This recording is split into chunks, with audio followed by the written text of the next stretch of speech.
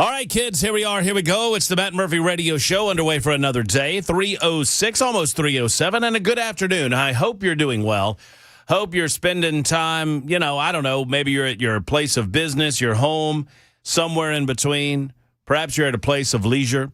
Wherever you might be, you're taking us where you are, and we appreciate that. Thank you so much for giving us your time and consideration this afternoon. We appreciate it. It's episode 986 of our gatherings together, and I love coming in and figuring out what it's going to sound like in my headphones today. That's always a pleasure. Hold on. Move that over there. Move this over here. Make that squirrel work that way, and get that out of there. And there we go. Hey, friends. Oh, yeah, that sounds much better. Hey, it's a Thursday, February the 26th edition of The Big Show in the year of our Lord, 2026. Glad to have you with us, whether you're listening on the radio dial at 99.7 FM. Perhaps you've decided to join us on one of our many applications. There are plenty of places where you can find music and news and information. We're on all of them, Spotify, TuneIn, iHeart. You can also download our own app and take us wherever you want. Supertalk 99.7 WTN. That's how you get to our app. And then there's Talk TV, of course, YouTube, Facebook, Twitter, Twitch, and Rumble. YouTube, Facebook, Twitter, Twitch, and Rumble. If you would like to be a part of the Talk Television family, just go ahead and like, subscribe, give us the big thumbs up. We would appreciate you doing that as well. How much is that costing nowadays? Absolutely nothing, boys. Yes. Absolutely nothing, says Ken Weaver from News Closet B. Hello, Ken. How about you, boys? How you doing? I'm doing good. Yeah? Making it? Yeah. Tell the lovely E that I sure do appreciate the wonderful morsels that she gives us. Mm-hmm. But good grief, man. Mm-hmm. That chocolate chip banana cake. Oh, boy. That's going too far. It's to combat your side effects from the no-acetol. That's exactly right. Oh, that is, man. if you take that in balance with the no-acetol, then you'll look like you'll look all good. You'll be all good. It's good. Yeah, chocolate chip banana bread I cake. can't be doing that. It's so good. Awesome. So, the food is flowing in abundance. It's that time of year. We had the plumber out today at the house. That's nice. That was fun. Good news? Oh yeah. Well, I mean, we got the drain problem corrected, so that's good. Good. That is good news. Good news. The dishwasher downstairs. I have a dishwasher downstairs. I feel all bougie saying that, but I have a dishwasher downstairs, and the dishwasher downstairs wasn't working. It does have water and power going to it, so I think it's just clogged up. I'm going to try to work on that when I get home. That's what I do in my off time nowadays. But you aren't here to hear all of that. You're here to hear what the news is. Ken Weaver delivers it twice an hour, and when it breaks, that's what he does. Matt Murphy opines on said same. We're really not entirely sure what Jackson does outside of making sure that everything that comes out of our speaker sounds as good as humanly possible. Hey, Jackson, I hope you're doing well, friend. 911 Nashville's back tonight. Is it? It is. You excited? Not really. This might be E's episode. I don't believe it is. No? No. Why do you not believe that? Because you told me the number, and I don't think they're at that number yet. Oh, okay. Well, surely I haven't watched that many of these episodes. They are trash, as they say. They are trash. I mean, I like to support my city. I like to try to, you know what I'm saying? It's got Nashville in the name, so I'm going to gravitate to it. I was not a part of the Nashville craze when that show was out. Hold on. I have to sneeze. Achoo! Achoo! Oh, That's a big old sneeze. Woo! Two of them. I just didn't want to sneeze on y'all. Were you a fan of Nashville, Jackson? No. The original? Ken, did you watch any of that? I never did. Wasn't that with the mom from Friday Night Lights? Yeah, I mean, it was basically a big country music soap opera, basically, is how I would describe it. And this is basically a country, hold on again. Bless you, Brother Murphy. What in the hell is going on in this studio? What has Mandis or Chris Hand or Chad Benson done in this studio? I blame all three of them. Something's happening in there. Something's going on. Got up my nose. I don't know what to do about it. Well, I'll just continue sneezing on you until it works itself out. Have you watched Bad Santa yet?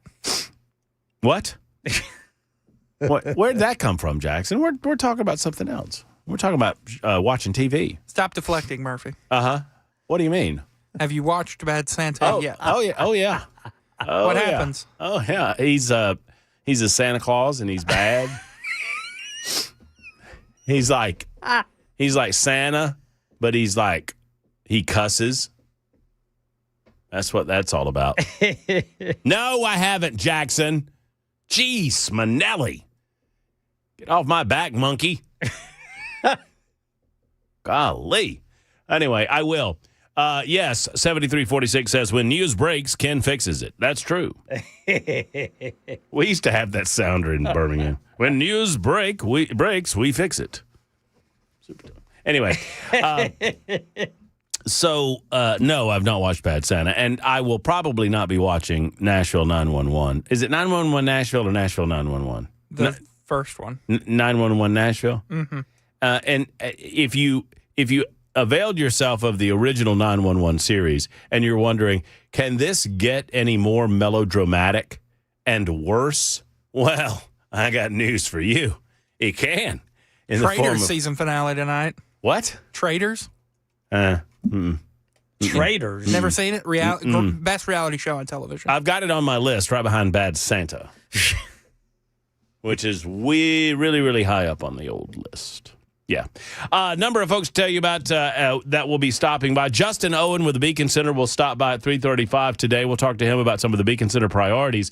And we'll discuss DCS with Justin. And I continuously ask the question, why in the world are we spending more money on additional projects and additional programs when we're not properly funding or at least properly executing the projects and the programs that seem to, well, at least ought to take priority for the citizens of the state of Tennessee, like the Department of Children Services. We shall discuss at 3:35.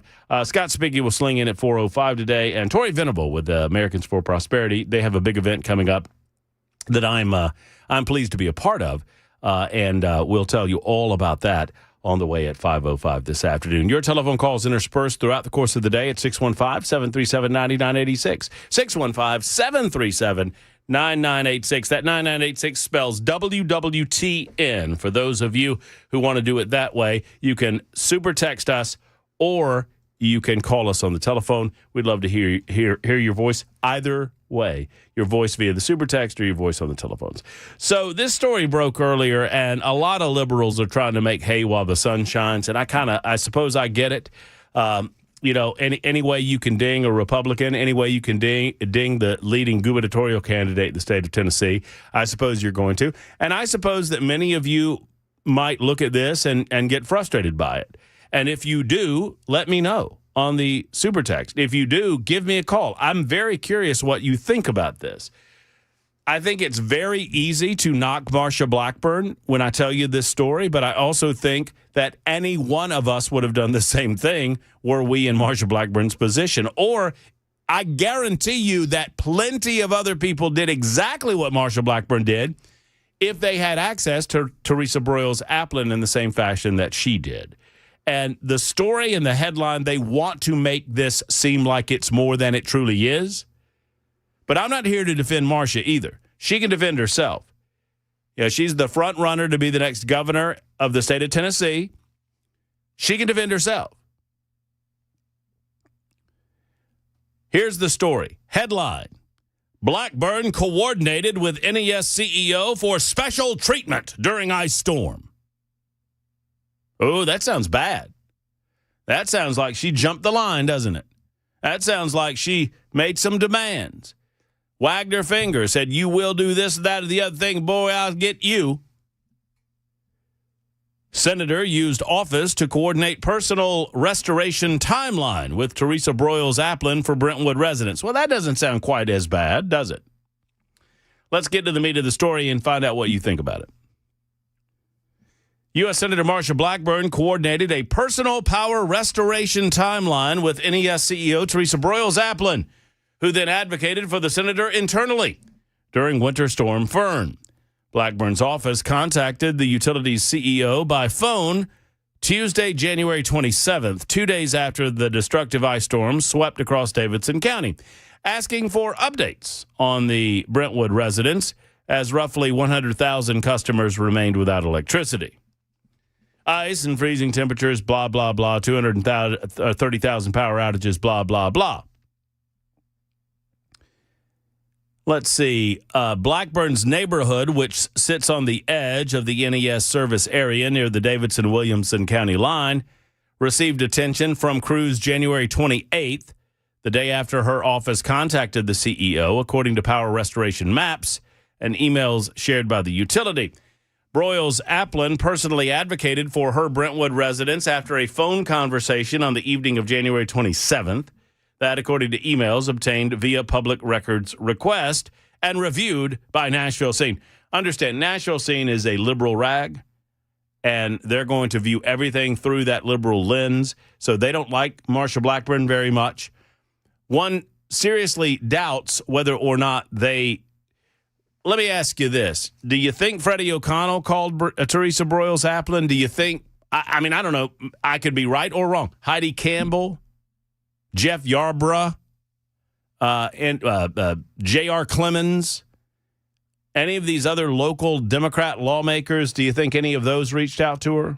Maybe, maybe not. I don't know the answer to that. I think it would be pertinent if you're trying to do a fair-minded investigation, but they're not at the Nashville Scene trying to do a fair-minded investigation. It feels to me like this is... a story that they wished was true, and it turned out that it wasn't quite as true as they thought it was going to be, and so they ran with it anyway. But I continue. I just got off the phone with Senator Blackburn's office, Broyles-Applin wrote to a Mr. Phelps, Kevin Phelps, the NES operations manager, on January 27th. They're wanting some information on when her power might be restored. I looked at her circuit, and if I'm looking at it correctly, it is on our top 20 list now. It has just not been assigned. I know you may have no idea on timing, but I wanted to see if there's anything your team could tell me. In emails, Broyles-Applin did not specify whether she was communicating with Blackburn in her Senate office or her campaign office. The next day, Broyles-Applin contacted a system supervisor for more information on Blackburn's behalf, writing at 6:49 Wednesday, January 28th, wanted to follow up on the status of Senator Blackburn's home. Any updates? The employee, a system supervisor, explained that his crew could not get to her specific street because of a broken pole and extensive power line damage. 50 minutes later, Phelps responded that he had intervened and a crew was back in her neighborhood. We have a crew out there working tonight. No guarantees that her house will come back on, but we're working on it. The Senate reconvened that week, indicating Blackburn may have been back in D.C. 2 days later, Blackburn publicly criticized Broyles-Applin for NES's inadequate response to the storm. In a lengthy letter dated January 30th, the senator asked about various aspects of NES storm preparedness and whether customers would be reimbursed for hotel stays. NES routinely communicates with public officials at the local, state, and federal level during major storm events because our customers are also our constituents, an NES spokesperson told The Scene. We're grateful to public officials for their coordination during Winter Storm Fern, which required the state of emergency declaration, a subsequent federal disaster declaration, and ongoing work with FEMA. A request for comment from Blackburn's office was not returned. So this is designed to look as bad as possible. Now, I read you virtually the entire article from the Nashville Scene. Headline, I want to read you the headline again. Blackburn coordinated with NES CEO for special treatment. Did you hear anything where Blackburn was asking for special treatment? Once again, I'm not here to defend the lady. But I'm just here to tell the truth. The Nashville Scene doesn't seem to be interested in the truth, at least if their headline's any indication. Now, let me ask you this. If you had direct access to Teresa Broyles-Applin and the power went out for a couple of days, would you call her if you're an NES customer? Just yes or no. I mean, I know that many of you don't care for Marsha Blackburn. Many of you love her. The evidence is that she will be the next governor absent some weirdness. And I say that with all due respect and love for John Rose. Congressman Rose is running against her. Monty Fritz is running against her. She's going to have some primary competition, and she'll have some competition in the general election. But she is most certainly the front runner to be the next governor of the state of Tennessee. Now, that shouldn't matter, and it doesn't matter. What did she do wrong? What did her people do wrong? I guarantee you, and y'all know, I've been calling on this lady, Teresa Broyles-Applin, to get her crap, pack it up, and get out. I will not rest until she is released and removed from her duties as CEO of NES. She failed this community, and when you make $654,000 a year in compensation, you only get one shot at failure, and you're out. And she failed. But if I had her telephone number and my power's out, I would call her. I guarantee you, if we had her on this show, she would tell us about the hundreds of text messages, the hundreds of telephone calls that she personally received all over this community with regard to people that knew her number and wanted to communicate with her directly about what the hell was going on. Number two, once again, I don't have to defend Marsha on this. I'm just using the facts of the case. And nowhere, the headline says special treatment. Show me where she asks for special treatment. She just wanted an update. Hey, can you tell me what's going on and when the power's coming back on? Everybody wanted that. And that's what they had spent. And one of the reasons that this lady needs to be fired from her job, they spent millions and millions and millions of dollars. I forget what the figure was, but it was like not 10. I mean, it might have been hundreds. It was like tens of millions of dollars on this alert system that didn't work. Y'all know what I'm talking about? This text message system? Oh, hey, your power's back on. Doink. No, it's not. That's what they did. You know the old game? You know what I'm talking about? Hey, look, you got something. Pop. Doink. No, you don't. Hey, your power's back on. Bloop. No, it's not. Too bad you checked out of that hotel room. Folks, this is a bunch of nothing. But it is designed by the scene to make Marsha look bad because we are predisposed to believe that these high-end muckety-mucks get special treatment. I would also note that in addition to Marsha Blackburn being critical of Teresa Broyles-Applin, it was, I looked this up, it was February the 5th. It was a week later that Marsha Blackburn stood on the floor of the United States Senate and called for Teresa Broyles-Applin to be fired, removed from her position, and replaced with someone more competent. Now, many of you are noting, and I would agree with you, that why Marsha does not, maybe Marsha does have a whole home generation system. I don't know. Your thoughts, 615-737-9986. It's 24 after the hour on Super Talk.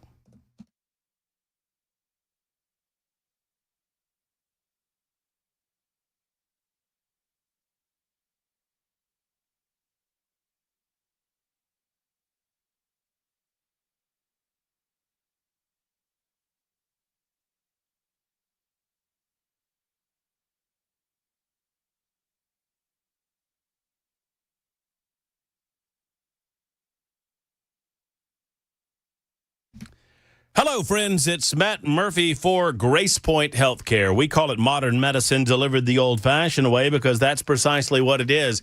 Grace Point notes, and, you know, it's worthwhile noting, that spring is coming up right around the corner. And with spring comes seasonal allergies. Now, for a long time, I lived my life without allergies, but I developed allergies at some point in my life, and I'm not going to suffer in misery. I'm getting over to Grace Point Healthcare, and I encourage you to do the same thing. As temperatures begin to increase, so do your social engagements. If you want to get rid of those unwanted lines or wrinkles and look your best, Grace Point is offering the most affordable Botox treatments in the area. With age and certain lifestyles come changes in our hormones. Grace Point is providing comprehensive testing and treatment for both men and women to get your body back to its normal rhythm. And to get the most out of your life and to get the most out of your physical tune-up, how about a B12 injection? They're reliable, they're healthy, they're a great way to boost energy, mental function, and improve mood. As a matter of fact, if you're a new patient and you contact Grace Point, 599-6868, 599-6868, mention me. They'll get you a free B12 shot, a free B12 injection for the new patients now through the end of March. How about that? That's Grace Point reaching out and saying, come on over to Grace Point, a direct pay format that is reliable, no long wait times. Grace Point, they are modern medicine delivered the old-fashioned way.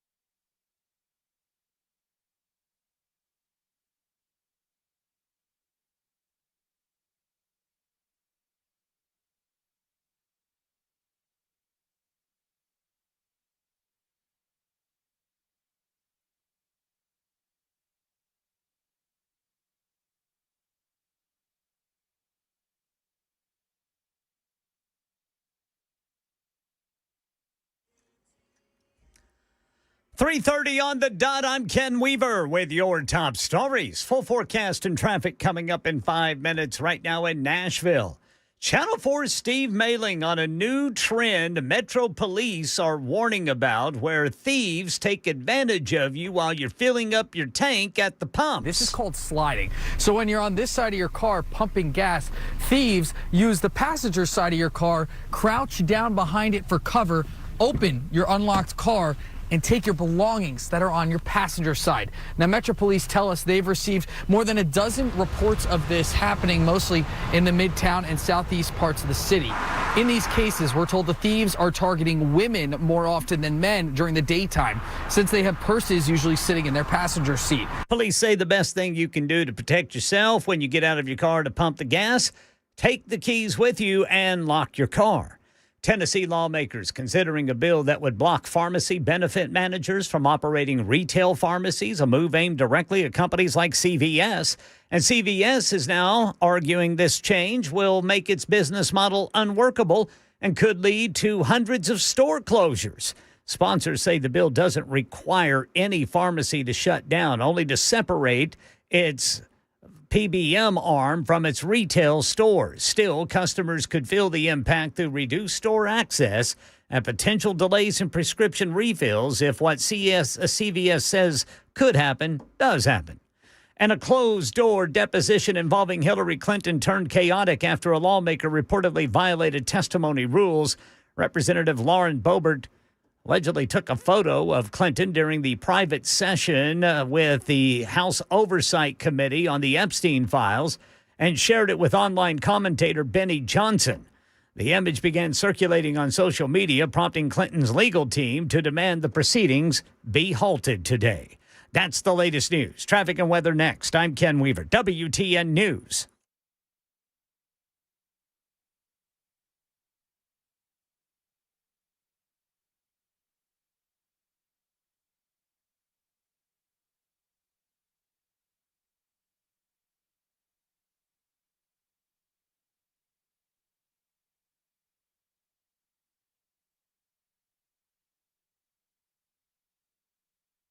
All right, drivers, we've got Jolton road work. Only one lane open, 24 eastbound, right there at the Harper Road overpass. Over here on the South Loop downtown, a crash, off-ramp partially blocked.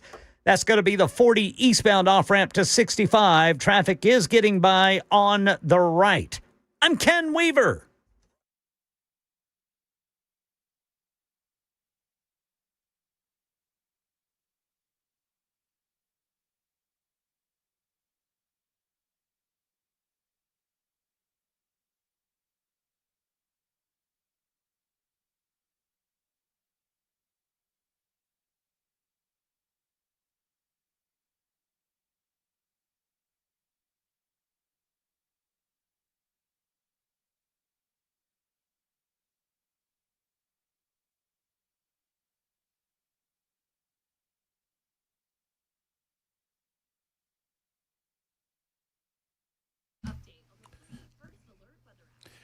Hello, friends. Matt Murphy for the Wellness Institute of Nashville. Not only is Dr. Mitchell, Dr. Ash, they're good people. I mean, they're fine folks, and they believe in trying to help you in a way that's going to alleviate the pain that you're experiencing wherever it hurts. Neck pain, knee pain, hip pain, elbow pain. I mean, I go through the whole bit. But if you hurt anywhere where you hurt, they can alleviate some of that pain in a more natural fashion. They've got the brand new Hydro Wave, which is pretty cool. It can assist in stimulating your own stem cells in your body to regenerate tissue, to grow new blood vessels through healing called angiogenesis. That means that you heal better, you heal faster, and you don't have to pop pills or ask for needles, and certainly don't have to consider surgery. Now, they're great people for all of these reasons, and I encourage you, if you have pain anywhere on your person, to contact the Wellness Institute of Nashville, Dr. Mitchell and Dr. Ashley, 246-5009. That's 615-246-5009. You can also find them online at painisbad.com. That's painisbad.com. But they're especially good folks because they sponsor the Wellness Institute of Nashville Nincompoop in the News Weekly Award, which I currently hold. It's a big trophy and crown. I don't think I'll have it after tomorrow, but I have it right now, and I thank Dr. Mitchell and Dr. Ashley for it. In all seriousness, painisbad.com. If you're in pain, contact them. They can help. It's the Wellness Institute of Nashville.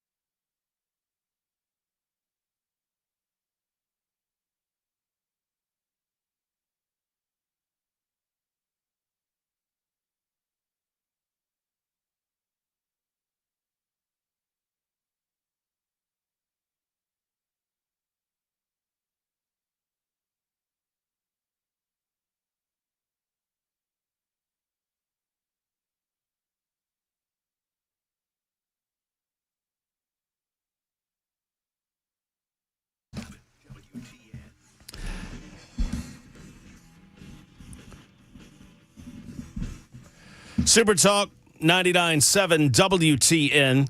I was just over on the YouTube chat saying hello to the crazies. They're still talking about the big State of the Union event. Old Cosmo Kramer over there was talking about it. I got to meet Cosmo. It was fine to meet all of the folks out of the State of the Union address at our event at Legend Steakhouse. If you were unable to come, never you fear. We'll be doing it again very, very soon. We're out next Thursday, right? Week from today. A week from today at the Nashville Fairgrounds. I imagine we'll be talking about the Speedway a little bit. And we might, I don't want to speak out of turn here, but we might have a very special guest on location with us. Have you heard about this, Jackson? No. Very special guest. Might be on site with us, on location. I don't want to say who, but it's someone that we've wanted to talk to for some time about property taxes in Nashville, about NES's performance. About the Speedway. About the Speedway itself. And they might be there starting at 4:05 that afternoon. So 1 week from virtually right now. More coming up as information becomes available. Right now, let's turn our attention to the Murphy Show hotline. We had hoped to have Justin Owen in studio, but you know how Nashville traffic goes. And so we called an audible and got him on the phone. Justin Owen is with the Beacon Center, and he joins us on the program today. And I owe him an apology for double booking yesterday, but he was gracious enough to come on today. What's up, Justin? How are you? Pretty good, other than this traffic. I can literally see your studio, but I just can't get there. Oh, man. You want me to wave? Hey! You probably just saw me wave. See you out the window. Yeah, that's right. Well, Justin, you know how much I value our visits together, and I'm curious what's on your radar screen, what's on the radar screen of the Beacon Center. We're in the thick of it now with the General Assembly, it feels like. it'll be done before you know it because these guys have to go off to campaign for their election cycle. So what is on your radar screen right now with the Beacon Center? Well, we've got a big bill coming up next week that is really important. And you had mentioned the NES stuff. That's probably the best example of the need for taxpayer-funded lobbying reform. All these lobbying groups, our local governments, including NES, have hired up lobbyists to fight against good policy. Obviously, NES is trying to fend off any challenges to their just complete debacle. I mean, you've talked about this ad nauseum, from the tree trimming, budget cuts, from staffing far fewer linemen than neighboring Middle Tennessee Electric. You asked about the text messaging system that went awry. That was $250 million that they spent on that. Gracious. And rather than apologizing for their errors, rather than try to fix the problems, they immediately after this complete debacle from the ice storm went out and hired at least 3 lobbying firms that we know of to fend off any types of reforms to the utility. The issue is all of these local governments hire lobbyists. We don't know how much they spend because they don't have to disclose it. Private entities like Beacon Impact, our advocacy arm, every other company, every other association and private group that spends their own money lobbying the legislature has to disclose every 6 months how much they spend on that. Local governments are exempt from that. They don't even have to file that information. We've got a bill up in the legislature next week that Representative Lee Reeves has for us in the House that would require them to disclose how much they spend on taxpayer-funded lobbying. All right, so if I understand what you're saying correctly, I just want to kind of reiterate what you just said to make sure that everybody gets it. So if a private company wants to lobby the legislature, obviously their investment is with their shareholders or stakeholders, and so they are obligated to answer to them. But if an organization like yours wants to lobby, then you have hoops to jump through, and there are rules that apply to the money that you spend regarding disclosures. But that's right. Every private entity, Beacon, any company, any association, chambers of commerce, all of those private entities have to disclose how much they spend lobbying the legislature. Government entities don't, even though they're spending your money doing it. What? Well, I mean, I might be asking the wrong person this question, but why not? How is that a part of the law that they don't have to disclose what taxpayer money they are using to lobby on any given piece of legislation? Way back in the day, they got themselves exempt from this requirement. And so, I would love to ban taxpayer-funded lobbying altogether. Frankly, it should be the mayors and city council members and the NES CEO who have to go up and answer questions and make their case when they're impacted by legislation. They're the ones that we elect to do that at our local level, but we're not even saying, no, you can't at all lobby, you can't hire lobbyists, but we deserve to know as taxpayers how much you're spending if you do it. Yeah, I'm like you, I would prefer just to eliminate all taxpayer-funded lobbying altogether. And you know what? If the city council of, a community wants to lobby the legislature on a given issue, do it themselves. Isn't that what we pay the local officials for? I mean, and I understand some of this pay is rather meager in some of these smaller communities, but bottom line is go do it yourselves. Why are you hiring outside entities and costing the taxpayers additional dollars when that's what we elect you for? Absolutely. And that would be the end result for what we would love to see. At the very least, we need to know how much they're spending before we can figure that out. And we don't even know that information now. We've literally had local governments tell us when we've submitted open records requests, we don't know how much we spend on lobbying because we don't track it. Because they're not forced to. They don't even track this stuff. Right. I mean, but what we are finding out, and it is a perfect example. Nashville Electric Service, which is a municipality-owned monopoly that is providing electrical service to their region, they spent, according to the Tennessee Star, over $10 million for a multi-year contract on lobbyists, not forward-facing public relations people that would go out to the people and make sure that they understand what NES is doing and how they're doing their job. Their job was to lobby the legislature for whatever purpose, and the latest line of lobbying has been to try to protect themselves against the possibility that the General Assembly is going to look into restructuring the hierarchy of NES. Well, and it goes beyond that. I mean, NES is probably the most glaring recent example of why we need this transparency. But we've talked about property tax reform on your show. We've got legislation to cap local property taxes. One of the reasons that bill has never moved in the legislature is because just about every local government has some taxpayer-funded lobbying group fighting against us and fighting to kill those things before they can even gain legs. And so we really need to shine light on this if we're going to get things like property tax reform and other important reforms done. Reforms to NES. Our friend Mayor Cole in Laverne, he's been on your show talking about how NES has completely ignored him, even though he's got constituents who are customers of NES. None of this can happen as long as these taxpayer-funded lobbying groups are allowed to continue to take our money, our tax dollars, and fight against our own interests. Our guest is Justin Owen. He's with the Beacon Center talking about legislation in the General Assembly that they are supporting, they're pushing, and want to highlight and make sure that you're aware of. Justin, you and I have talked about the Education Scholarship Fund in the past. Yep. You and I are both of a like mind that we support this. But here's where I've gotten stuck in the middle of the road, and I can't get off this DCS thing. I can't see giving more money to the Education Scholarship Fund if the state is going to let something like the Department of Children's Service be so insanely broken that we're having children sleep in offices, and we're getting reports that kids are doing meth under the state's watch and whatnot. And it was asked of me yesterday, can you support spending more money on? And look, it's a great project, it's a great program. But I'm like, I don't want to get ahead of ourselves in terms of what we're funding, how we're spending our money, and where our priorities are. It's gotten me in a lurch on all of this. What do you say? Well, I certainly agree that there needs to be reform with DCS. I mean, these are the most vulnerable kids in our state. They don't have families. They don't have anybody to take care of them, and they're having, unfortunately, to rely on the government to do so. And so we should care about the least of these first and foremost. I will say two things. One, the school choice program it's not new spending. At the end of the day, we're already spending money on every child that we educate in this state. If you're a kid getting an education in our state, we're generating funds for you to get that education. We're simply, through school choice, allowing parents to choose whether they spend that money at their traditional zone public school or they spend it at a private school or another school that better serves their needs. So there's not this additional, we're not spending additional money at the end of the day on this particular program.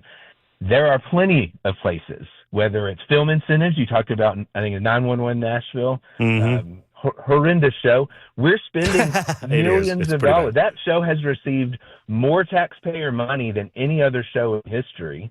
And these are great examples of all kinds of waste and abuse in state government that we could be redirecting funds away from because some special interest has gotten their film incentives or some other type of handout when we should be spending that money on DCS. So I half and half agree with you, right? I agree with you that we need to be prioritizing DCS. I agree with you that there are, should be the first and foremost of the use of our tax dollars, but there are plenty of other programs that actually waste money and spend taxpayer money, unlike the school choice program. That's fair. That's fair. Now, I want to ask you, when you say this money is already out there, I mean, we do have to dedicate it to fund any additional scholarships, though. That's fair. Yeah, so it is a line item in the budget for sure, but the way but at the end of the day, every time a kid leaves the public school, that public school is no longer educating that child and has a cost of educating that child.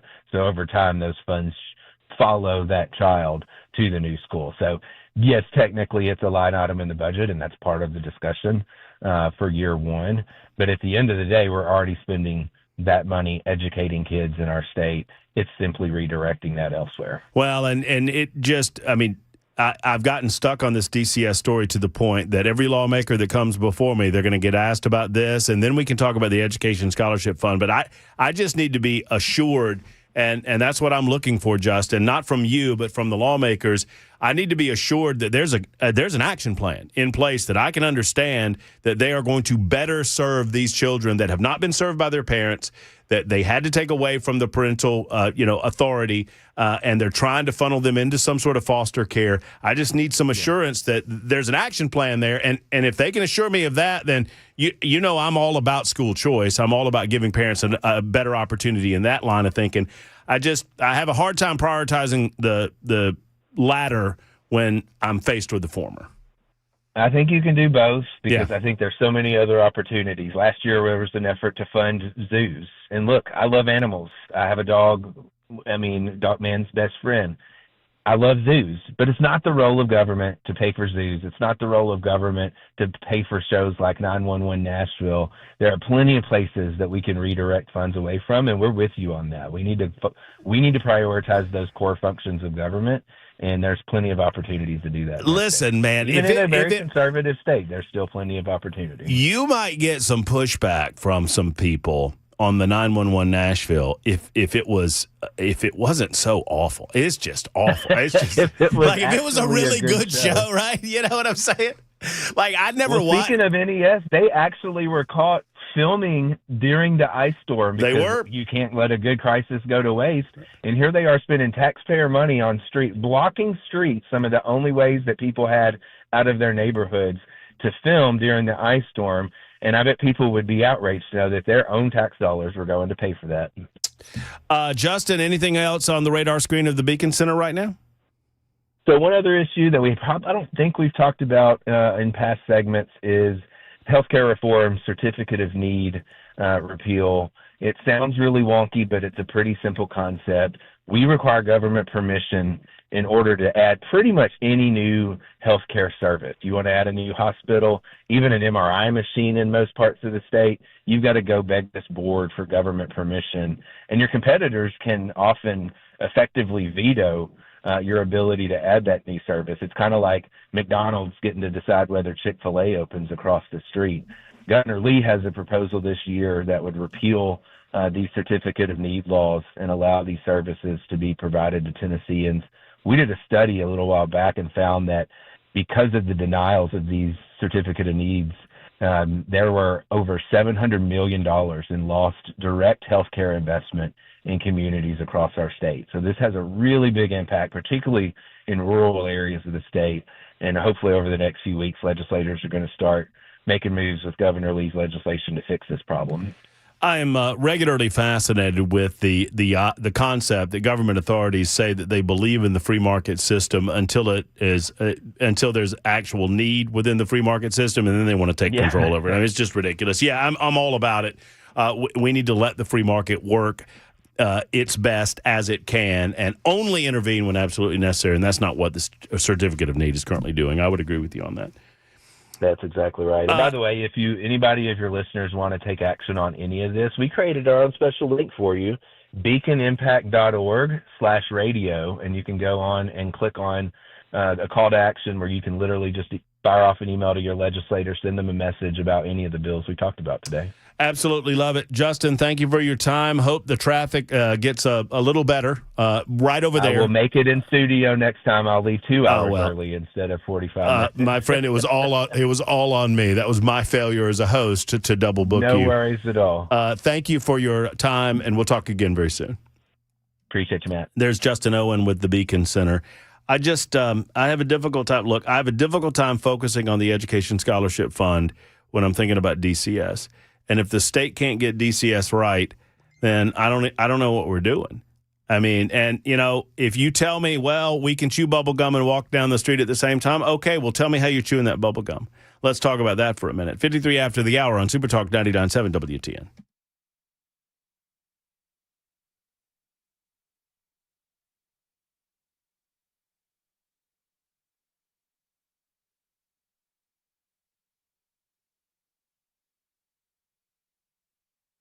Hello, friends. It's Matt Murphy for the Tennessee Men's Clinic. The Tennessee Men's Clinic provides a needed relief for so many men in our listening audience. And I want to talk to you fellas for a moment because I understand you want to think about it. I understand you just want to avoid it.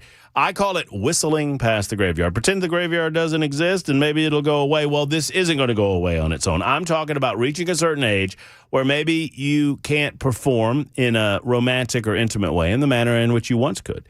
Perhaps it's a testosterone-based issue. Perhaps it's something else. Do you know? Well, you need to know. Get that information. Arm yourself with information through the Tennessee Men's Clinic, and then we can take action and eliminate the problem and get back in the game. And that's what it's all about. In Clarksville, in Nashville, in Cool Springs, 3 separate locations throughout Middle Tennessee to assist you. It's urology-based. It works. And one visit for less than $100, $99 for that visit. You'll get a complete examination. They'll get some blood work going. They'll find out what's going on in that blood work, and they will develop an action plan for success for you and your entire family. Get back to life. Get back to feeling yourself through the Tennessee Men's Clinic. Go to TennesseeMen'sClinic.com or call 615-208-9090 for any of those locations, 615-208-9090.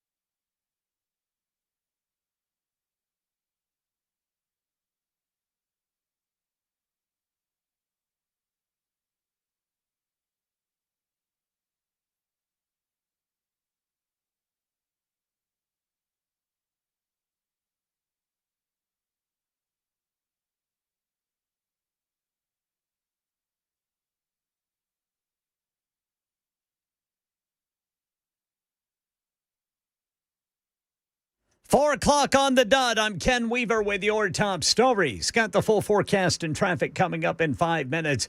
Right now in Nashville, Metro Police are warning drivers about a new crime trend. It's called sliding. While you're pumping gas, thieves are sneaking up to the passenger side of vehicles, opening the doors, taking people's valuables like purses and cell phones, whatever is there. Police say they've responded to about a dozen reports recently, mainly in Midtown and Southeast Nashville, and thieves are targeting mostly women. They say to protect yourself by taking your keys and locking the car while you fill up. And over at the State House, there's a bill to lower the age requirement to be a school bus driver from 25 to 23 to help districts struggling to find enough drivers to get kids to and from school. Channel 4 says the House sponsor of the bill, Smyrna Republican State Rep Mike Sparks, pushes back at claims younger drivers are too dangerous. The data doesn't back that up. The crash data shows it's the older drivers that's had more wrecks than the younger drivers. There are responsible 23-year-olds, and we've got them serving the military. We've got them patrolling our streets. We've got them educating our kids. 23-year-olds, if they go through this rigorous training to be a bus driver, they're responsible. The minimum age requirement for school bus drivers in each of Tennessee's neighboring states is between 18 and 21.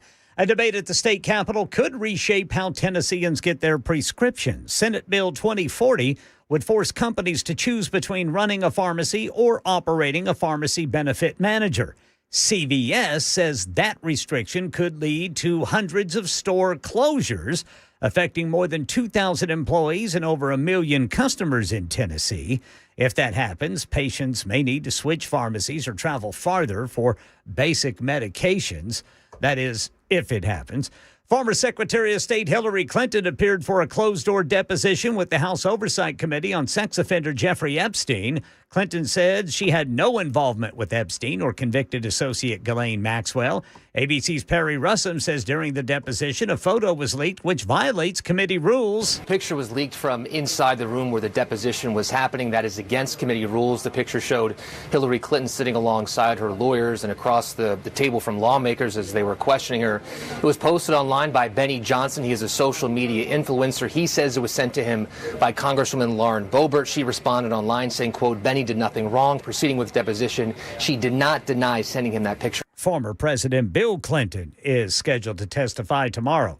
Mortgage rates have been hovering just above 6% for some time, and now they've dipped to a new low, says ABC's Mike Dubusky. For the first time in 3.5 years, the average rate of a 30-year fixed-rate mortgage is now lower than 6%. That's according to the Primary Mortgage Market Survey from Freddie Mac, which reports the rate is now 5.98%. Freddie Mac's chief economist Sam Cater says it will drive more potential buyers into the market for spring home buying season. It follows years of high mortgage rates in the first few years of the 2020s. Mike Dubusky, ABC News. That's the latest news. Traffic and weather next. I'm Ken Weaver, WTN News.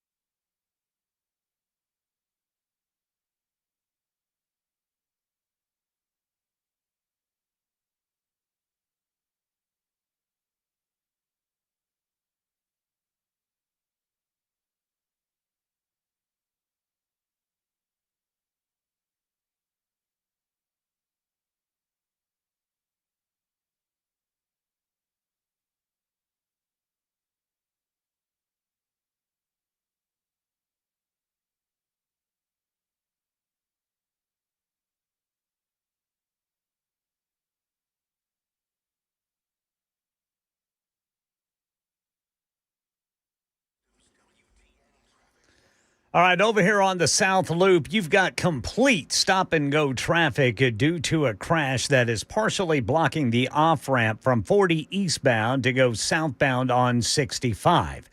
Woodbine, we've got a wreck, 440 eastbound, just past Nolensville Pike, and then Belmont, 65 southbound at Wedgwood Avenue. Through Jolton, 24 eastbound, we've got a crash at New Hope Road, and then we still have road work with only one lane open right there at the Harper Road overpass in Jolton. And now 24 westbound in Murfreesboro, you got a crash right after Medical Center Parkway. I'm Ken Weaver.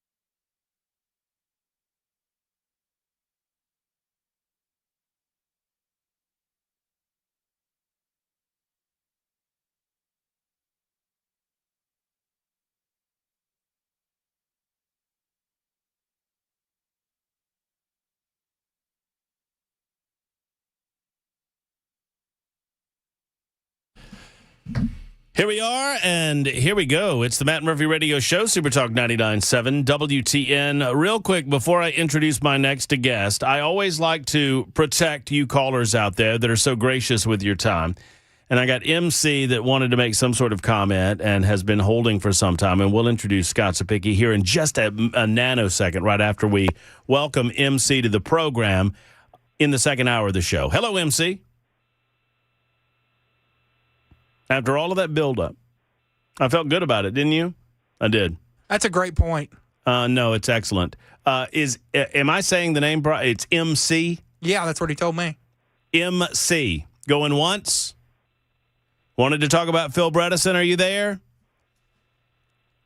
Representative Scott Sapicki joins us on the program, and as he does every week, to talk about activities happening in the General Assembly. Hello, Scott. You look great today. Why, thank you. Clean cut. Don't you do it. You were. And then Jackson too. I'm now, gonna, Ken. Don't make me tell on you. I'm gonna tell Lightning on you from Mount Pleasant, because I told Scott, I said it's an $8 haircut. Scott said looks like it. It looks great for a guy like you. I said, he said you got you're looking clean cut, high and tight. I said it's $8. He said it looks like it. I said, what beauty parlor are you going to, Sapicki? Daniel's on the Square in Columbia. Well, that was going to be. Daniel's you know on what? the Square. Lightning had to lose my business before I moved over to Columbia, because I know the shop you're talking about. You know, before we get going on what we're doing, what a great weekend, right? With the women's hockey team. And I remember 46 years ago, 13 years old, sitting there watching the Miracle on Ice with my mom and dad, screaming and praying, right? Trying to will these guys across the finish line from St. Louis, Missouri in my living room, like we all were, right? Yeah. And then 46 years later, we watch it again, and we're all willing them across the finish line and seeing the overtime goal for the women and then the overtime goal for the men. Let me tell you something. There's a new king in hockey. And it ain't north of the border, buddy. Ooh. America. Well, by the way, I made that little speech right there on the House floor today. And half the Dems didn't stand up to honor him. So it permeates down to Tennessee, too. Well, I mean, you know. How do you not? State of the Union, right? You were there. You saw it. Come on. What are you doing? They've got their lips pooched out. They don't know what to do. I mean, get past the orange man. Yeah, and just it's stand up and root for the United States of America. Come on. Right. I mean, some of them did, to their credit, but, those that didn't, I'm like, what are you doing? Sitting on your hands. You ought to use the brain that God gave you and applaud that which deserves applause, and that's obviously one of those things. I would have lost a bet on the 46 years. I would have bet at some point we would have won gold. You would have thought, right? Yeah, but no. And we were close a couple times. Yeah. But that team from north of the border shall remain nameless, that they did it to us a couple times, a couple in overtime, and they had ice gods skating for them, Mm-hmm. Sidney Crosby and other ones, right? But you know what? As Herb Brooks said, not tonight. What did you make of the State of the Union? I think that was his best one he's given. I think it flowed very well. He went from point to point to point. He stayed off of speaking extemporaneously. Mm-hmm. I think his speechwriters were excellent. He delivered his message to the people of America that he has a plan on how we're going to move forward. And I think by the things he said and did and who he recognized, a couple soldiers with the Congressional Medal of Honor. 100%, yes. And not everybody stood for that. Shameful. Absolutely shameful. What do you? And people ask me all the time, Matt. Hey, you go up there, you work with. How do I work across the aisle with that? You dealt with it. I mean, I didn't know you delivered this speech today, but you dealt with it today, right? How do you deliver? How do you say? Can we not all stand up and agree on this? That we have two of the best hockey teams in the world right now? I feel like, maybe I'm wrong, but I feel like we're at Democrats asking Republicans to stand up and applaud something like the United States hockey team, that it would be a no-brainer for the Republicans to do so. The one thing that always makes our country so great was sports, that we never brought politics into sports, right? I'm cheering for the Yankees. I'm cheering for the Cardinals. I'm cheering for the Dogs, right? Mm-hmm. It didn't matter who you were sitting next to. We were all wearing the same uniform. Georgia, Tennessee, Alabama. It didn't matter, right? And now we got people sitting on their hands congratulating these men and women who did something it took 46 years to miss. I just, you bring up the point, and I can talk to you about how all that, Kaepernick and taking the knee and all of that sort of thing. We went to see, I went to see the Elvis Presley documentary because my mama was a huge Elvis fan, and they found new footage, yada yada yada. Go see it. If you care at all about Elvis Presley, if that's any in your worldview, go see it.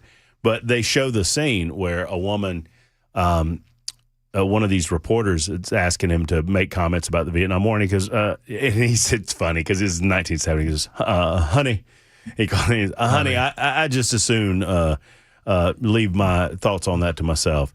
And she's like, well, but many entertainers are doing. She kind of pressed him on it. He goes, people come to my shows, they just want to be entertained. They just want to hear a song. I want to sing them songs. I want to do my job.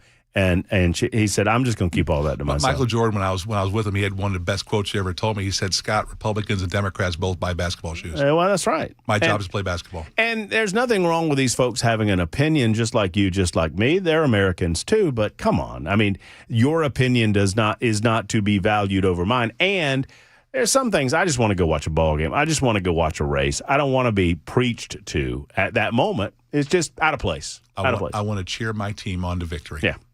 No, I thought he did well. I don't get into the pomp and circumstance anymore. I mean, I just, all of the applause and all of that. But I did say yesterday that he does it. He takes it to a new level.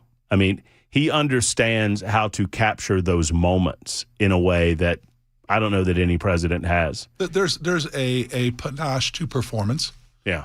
You have to know how to present it. The hockey team coming in from behind them, that was perfect because it drove everybody's eyes that way. Right. The inquisitiveness of the old soldier, right? Where was that going, right? Mm-hmm. And then talking about the mother who lost her daughter, right? And seeing that emotion, it drives you to a place of there's no politics here. It's support. Well, but he does, and I used the phrase political bludgeon. He has learned how to take those very emotional gallery moments, and then and he is not afraid to, when the timing is right, look to his friends on the political left and say, our policies solve this. Your policies create more of it, right? I mean, you are either in favor of solving this issue so that a mama doesn't sit here and cry because of the loss of her daughter anymore, or you're part of the problem, and you got to figure it out. So, let's talk about Department of Children's Services. Sure. There was a new report out. I guess News Channel 5 had this out, examining this comprehensive report that comes out regarding the Department of Children's Services. Not good. No, it's not. Not good. Give me your thoughts on this. Well, I've been up there for 8 years in the General Assembly, Matt. We've been trying to solve this problem for 8 years since I've been there and long before this. Governor after governor. First of all, we're dealing with tragic circumstances of these kids, right? Families that are broken, kids that are homeless, kids that are being abused, the stress that I've seen with the personnel who work with these kids, right? There's really no good scenario there. These are tragedies that these people are trying to get these kids in better situations. Last year I ran a bill on continuum of care. It's how we deliver the help. DCS, DHS, 501c3s, all of these different, all the local things, like in Mount Pleasant, all the different charities that are there to help the homeless, help people that are in crisis, help these kids that are in need. And what the TASR study, the comptroller basically came back and said is it's broken. It's broken in so many different ways. Where do you start, right? We got to have some type of starting place. And so what we're looking at, Matt, is coming back and saying, okay, we have all these assets at the state level that can help these kids and help these people. And we have all these great nonprofits at the local level. How do we create a streamlined process to bring the assets and the help of the state to the local level for these kids, for these people, as quickly and efficiently as possible?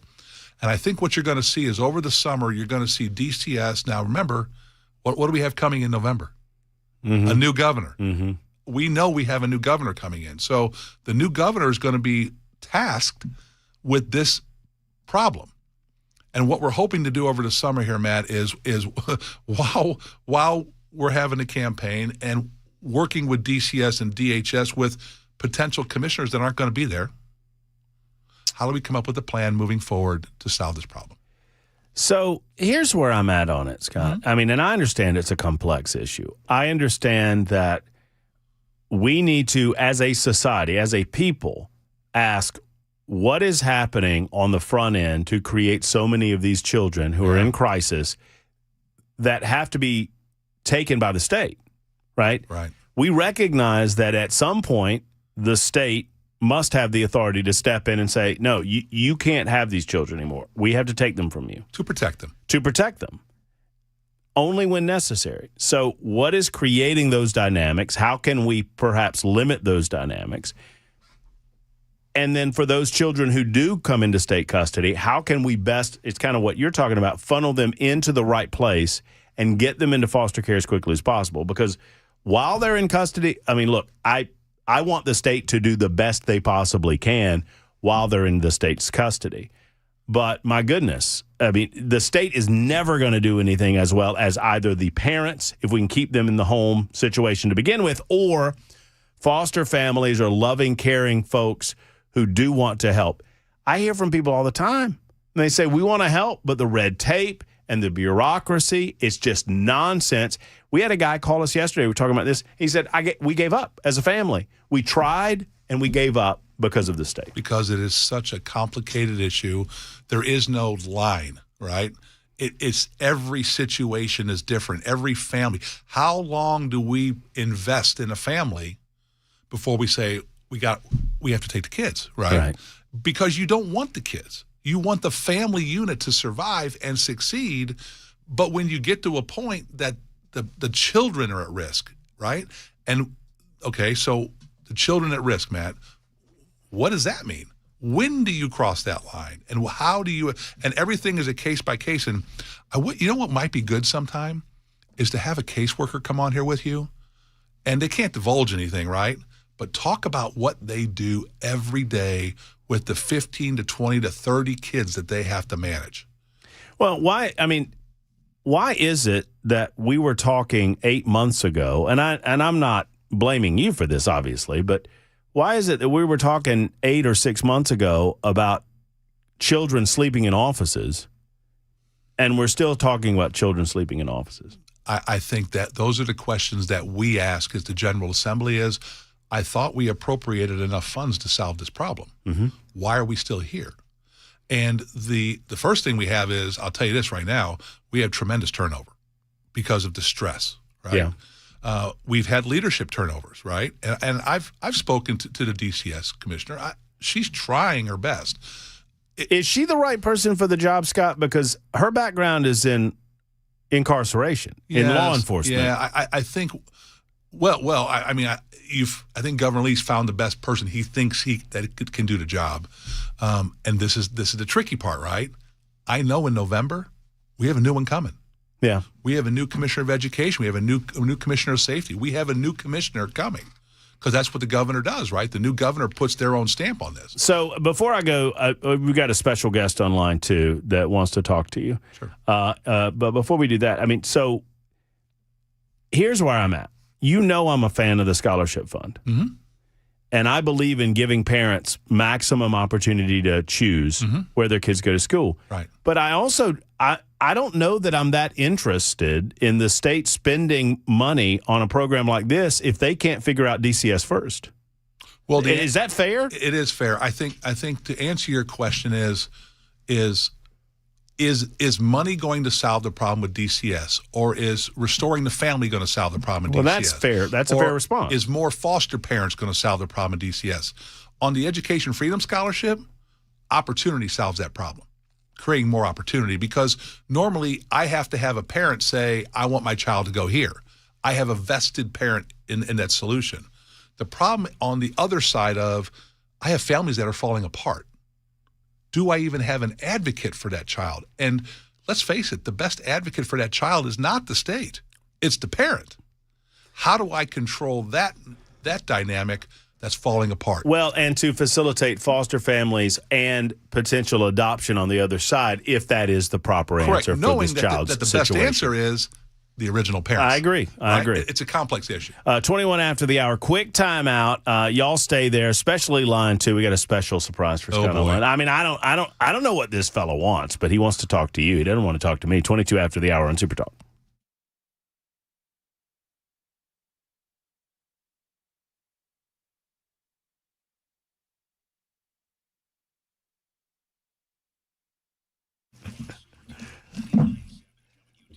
Hello, friends. Matt Murphy here. Look, I understand that you are perhaps trying to lose a little weight. I know I do. I mean, it's a constant battle. You eat and you gain and you lose and you lose. And you can't lose in certain places, and I've found this to be the case. And I've not been over to Contours in a hot minute, and I'm going back. So I want you to join me at Contours and Contours LLC. Keith, Stephanie, and the rest of the team over there, great people. They will explain it all for you. Contours is red light technology. It is called the Ultra Slim Body Contouring, which guarantees that you'll lose 2 inches on your first treatment, or your first treatment is free. It's non-invasive, does not hurt, and the results are instantaneous. I've gone through the process. I did it last year. I lost 2.67 inches around my midsection when I did it. Now, I've got I call them the haunches. I got my haunches. Can't get rid of my haunches. So I'm going to talk with Keith and Stephanie about focusing in on that. And I want you to focus in on where you need it most. Go to contoursllc.com. $99 for that belly buster special is always available. 615-236-9960. Say the keyword haunches when you call Keith. And I don't know what that'll get you. But he'll know that you came from the Matt Murphy Show. 615-236-9960 for Contours LLC.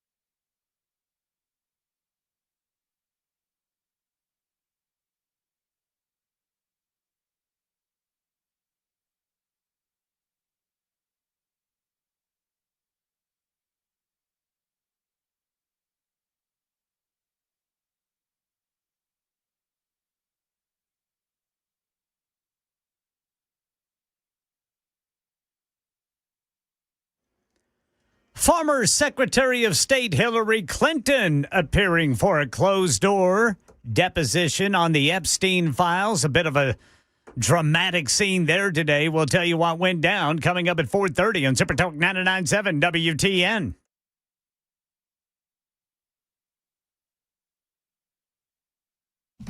Super Talk 99.7 WTN, 27 after 4. Lots of folks want to comment. We had a big discussion about DCS yesterday, and we've fallen into that discussion again today. We'll spend about 5 minutes on it, and then we'll move on from it. 615-737-9986, because there are other matters before the General Assembly I want to talk to. But Scott has a very special guest. This fellow's not for me. This fellow's for you. It's Representative Mike Sparks on the line. Hello, Representative. How are you? Mike, how you doing, buddy? Doing good. Doing good. I just wanted to thank you. I wanted to speak on your bill about the President Trump's presidential fitness test, and like some people do, they cut off all the debate. They don't want discussion sometimes, but I just wanted to applaud you. You know, I've got that bill trying to cut taxes off fresh fruit and vegetables. What people may not know, I think Scott knows this, Matt may know this, Tennessee is ranked one of the most unhealthiest states in the nation. Our longevity is close to that of Russia. And I asked the commissioner in finance the other day, Department of Health and Human Services, about the state of our health. He said, we're in good shape. And I said, no, I have to disagree with you. And I started citing these, whether it's our youth. And this is what I want to say on the floor, Scott. Our youth are 38 to 40% overweight and obese. That's why your bill matters. You know, I used to see kids at the alternative school at Smyrna West when I drive by exercising, doing push-ups, pull-ups, running. They cut all that out. Then we're shocked when we have all this rise of type 2 diabetes and heart disease and cancer rates. But I just wanted to call in and thank you for your bill this morning. And sadly, the media probably won't even cover this. Well, thanks, Mike. You're spot on, man. It's a battle that you've been fighting for a long time up here, and we're going to keep fighting this battle, and we're going to win this thing. Mike, thank you, man. Well, thank you. I'm heading to the Boulevard if folks want to meet their candidate tonight at 5 o'clock at the Boulevard in Murfreesboro. Let's do it. All right. Thank you, brother. There's Representative Mike Sparks joining us for a few moments. Now, talk to me about that. Did the bill pass? Oh, yeah. Yeah, it passed on the House floor. There were Dems that didn't vote for it. That they don't want their kids to get outside and compete. For those that haven't been following our conversations, tell people what the bill will do. We used to have the presidential physical fitness, and you're probably sitting there saying, yeah, I took that when I was in high school, and we're bringing it back. We brought last year up, you had the ladies here about recess, right? Mm-hmm. We need to get our kids outside more and exercise. Well, the presidential physical fitness is about, can you show that you're physically fit? And if you can to a certain level, you get an award from the President of the United States. And what it's about, Matt, it's not just about passing the test. It's about making yourself better, right? Doing more pull-ups, make yourself benchmarks. Stronger. Right. And what Representative Sparks talked about is we got a bill coming about high-processed foods that we feed our kids in our public schools, right? Mm-hmm. How can we serve better, healthier food? I think Representative Reeves has it, right? We need to figure out a way. Now, I got them to eat it. They got to eat it. Mm-hmm. So I got to serve them something they'll eat. But I need to serve them something that is as nutritious and healthy as possible, because 40% of our kids in Tennessee, Matt, are obese. No good. 40%. And that leads to other medical problems down the road. All right, let's continue the discussion on the other side of the news. Several of you on the phones. We'll get to your calls as we can. 4:30 on Super Talk 99.7 WTN.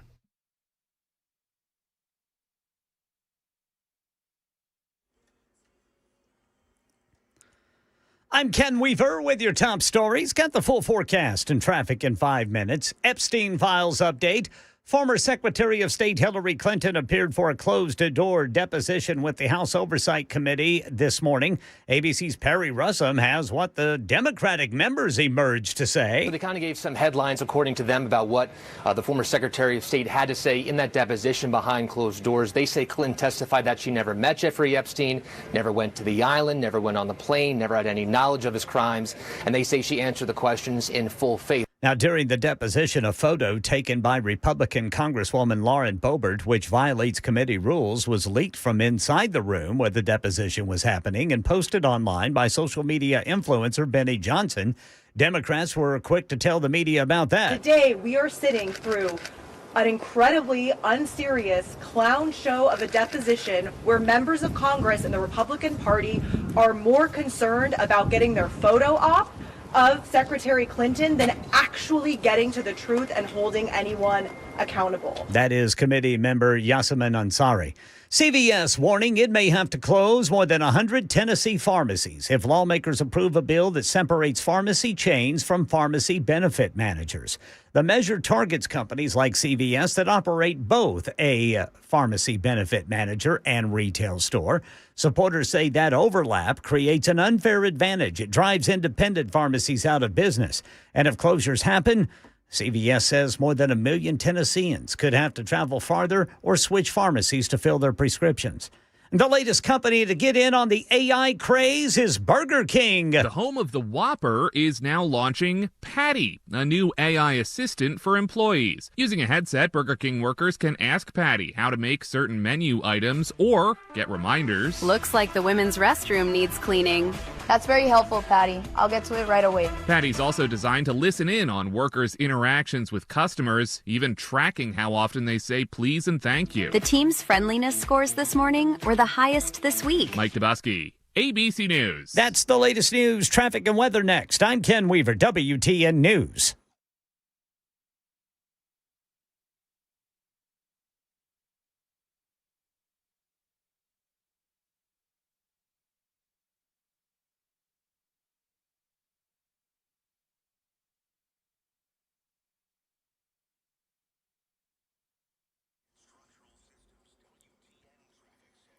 Glencliff got a stalled vehicle on the left shoulder, 24 eastbound before Briley Parkway. Jolton still got road work. Only one lane open, 24 eastbound at the Harper Road overpass.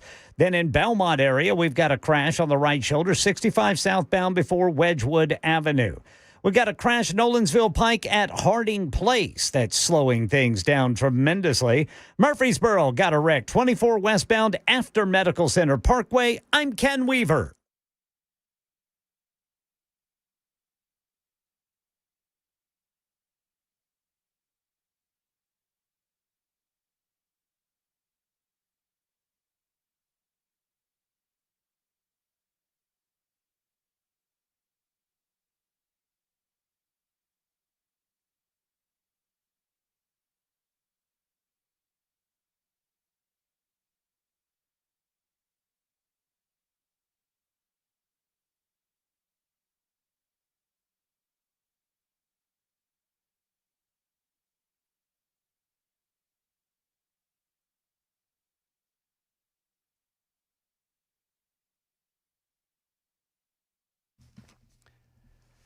Friends, if you are tired of health insurance that feels like a math examination, then I encourage you to call Shane Ring at Cover Nash. Shane does not try to sell you on anything.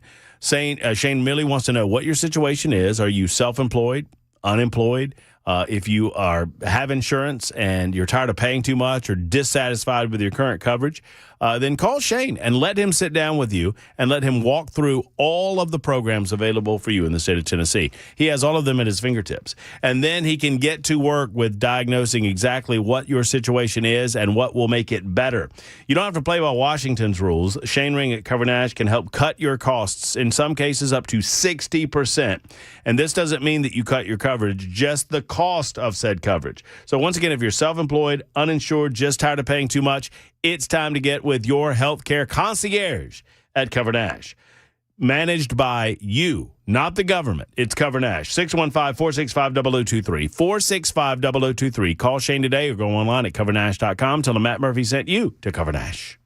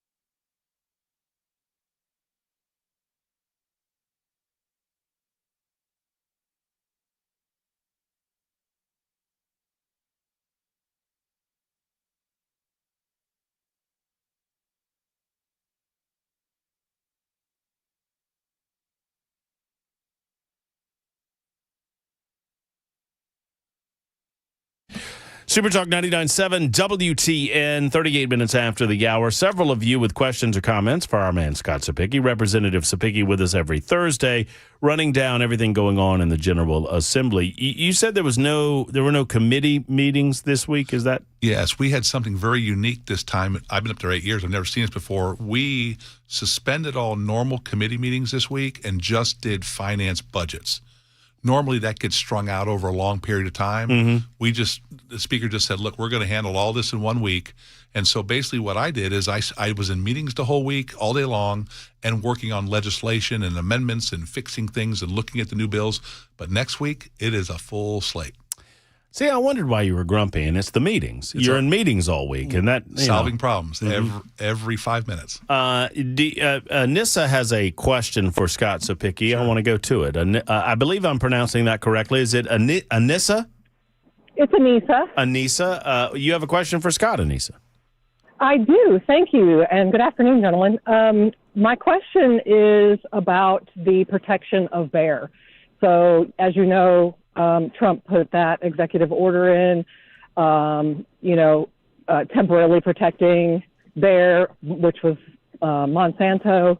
And I know that you care about the children. I think our future generations, everyone needs to be concerned about this. Like, they should not have blanket protection against these cancer lawsuits that are taking place right now. And they're pushing it state by state, and they're hiding behind the EPA. And I want to know your feelings on this and where it's going. That's a great question. And are you talking about the bill that we potentially had in the General Assembly to protect them? Yes. Yes. I think what you saw with that bill was as that bill moved along in the process, I think the member found out from the other members that there was not the support there in the General Assembly. And I think that's why you saw that bill pulled, was because it was going nowhere. And normally what happens is when you get out of the subcommittee as a bill sponsor, you have to start looking at your potential votes on the House floor. Because on that bill right there, I would have never taken a vote on it till it got to the House floor. And so what you do is you communicate to that member saying, hey, you know what, on this one, I can't hang with you on this one. And so I think what happened was Representative Grills knew that he did not have enough votes to pass this bill, so he pulled the legislation. Okay, because it still says, that there's lawsuits being filed and that they're going to use the EPA as a shield, to protect them from future lawsuits. This is I don't pretend to have the knowledge that you two do on this, but this is mostly over the Roundup stuff, right? Correct. Yeah. Correct. Okay. Correct. Yeah. All right. I got it. I'm on top of it now. Which does cause cancer, and they are trying to say it didn't. And there was ghostwriting about it that they did, and everyone knows this, that it's poisonous, and for them to be able to protect bear from future lawsuits is just absurd. Anissa, I don't disagree with you, and I think that the companies should be held account for the products that they present to the people, and if those products are dangerous to the folks, if they've not done their due diligence, they have to be held accountable in a court of law, and they should. I mean, do you agree that there should not be government shields for companies just because they're big? Correct, and powerful, and their label should reflect their warnings properly. Well, and if that and I'm a big fan of if your label says, hey, this and this and this and this and this, and I still buy it, then that's on me. That's correct. Just make sure the label's correct. Education, obviously, is your forte. Oh, yeah. We like talking about education when you're here. What bills do we need to know about? Well, there's a bunch besides the presidential fitness bill. Well, there's a bunch of them coming. We have the school choice bill that the governor wants to expand it. I am a supporter of that. I am also a supporter of getting some type of transparency, as long as it doesn't infringe upon people's personal rights. And so there's going to be a bill coming on that. There's an amendment we're working on right now to clean that up a little bit, to make sure that we are getting proper documentation of how the program is proceeding and academic success of our students without being too intrusive to our private schools. They want their autonomy and freedom. We are also looking at an omnibus bill in education. Remember, we had that committee over the summer that met on how to streamline and make things better. Chairman White in the Senate, Dawn White, and I are carrying an omnibus bill to do multiple things to try to clean up education and get more focused and bring more accountability. We also got a bill coming on guaranteed math. Now, this is crazy. This got presented to me, Matt, and I couldn't believe it. So we have a program that if you test proficient in 7th grade in mathematics, we have a program called Accelerated Math. You get Algebra 1 in 8th grade instead of waiting till high school. Oh, yeah, that's when I took our best and brightest, right? That's when I took algebra, yeah. I've had conversations and heard some conversations of a few superintendents that did not want to offer these kids accelerated math because they did not want them to leave their community. They wanted to hope that they would stay in the factories. Chew on that for a second. What? Yeah. So I'm running a bill that says if you got a student that tests proficient in mathematics in 7th grade, that they take accelerated math, Algebra 1 in 8th grade, and we're going to create a pathway for the 7th grade and 8th grade teacher who don't have an endorsement to teach Algebra 1 to create an easy process for them to be able to teach these kids. We want to accelerate the learning of the next engineers, right, in Tennessee. Mm-hmm. We want to push these kids in math as hard as we can. And so it's bills like that, right? Chairman White has a bunch of bills on how we're gonna streamline reading and make it more efficient for our kids to be able to learn how to read. Mathematics is big. Have you seen the LPR bill? I'm shifting gears here. License. The license plate reader bill that would standardize the process. I don't like that one. Why not? The thing that got you don't believe in civil liberties? Oh, maybe I'm talking about this different thing. This one would standardize LPR. It would not require them, but it would standardize LPRs to make sure that I think I have this right, in a non-emergency situation that it would require law enforcement to get a warrant. Oh, yeah, I'm with you on that one. Yeah. Okay. Yeah, I'm with you on that. The one I'm concerned about was, remember when we had the Super Bowl commercial on the Ring phones? Uh-huh. Yeah, and they talked about finding dogs, and everybody's like, whoa, wait a second. You're able to track me coming and going? Yeah, right. And I get that. That's a different thing. Yeah, and remember we heard about the lady who was kidnapped that supposedly didn't pay for the subscription. Oh, yeah. And then all of a sudden, Nancy Guthrie. They produce all this video. Yeah. Okay, folks, do not assume that Big Brother's not watching. Right. And tracking you. Read that fine print. Please do. And so to protect our liberties, we have to be very careful what we allow. Have you, I think Jake McCalman has HB 1660 racing facility bill. Have you seen this? It's kind of it's about the fairgrounds. The fairgrounds speedway. Yeah. We need a NASCAR race there, buddy. Yeah, man.